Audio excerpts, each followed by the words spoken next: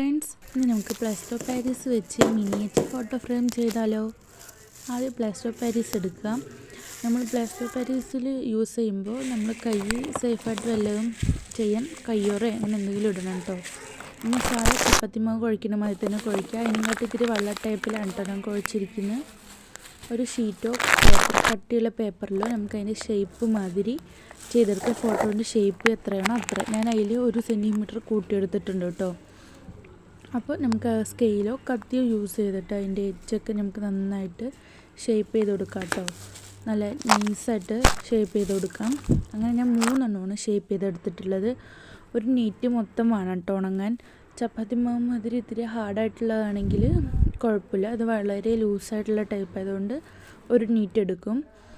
അങ്ങനെ ഞാൻ 3 എണ്ണം ചെയ്തെടുത്തിട്ടുണ്ട്. നന്നായി ഉണങ്ങി ഫൈനായിട്ട് വന്നിട്ടുണ്ട്. ഇതിലേക്ക് നമുക്ക് പശ തേച്ച് കൊടുക്കാം കേട്ടോ. പശ ഫോട്ടോ എവിടെയാണോ വെക്കുന്നത് ആ ഭാഗത്തൊക്കെ നമുക്ക് പശ തേച്ച് കൊടുക്കാം. ഫോട്ടോ ഒരു സൈഡ് ചേർത്തിയിട്ടാണ് ഞാൻ വെക്കുന്നത് കേട്ടോ. എന്നാലാണ് ബാക്കി ഭാഗത്ത് എനിക്ക് ഡിസൈൻ കൊടുക്കാനും പറ്റുള്ളൂ. അപ്പോൾ ഞാൻ ഒരു സൈഡിലേക്ക് ആക്കിയിട്ടാണ് ഫോട്ടോ വെച്ചിരിക്കുന്നത് കേട്ടോ. ബാക്കി ഭാഗത്ത് ചെയ്യാനുള്ള ഡിസൈനിന് വേണ്ടി ഒരു പേപ്പർ ഉണ്ട്, ഷോപ്പിൽ ചോദിച്ചാൽ കിട്ടും കേട്ടോ.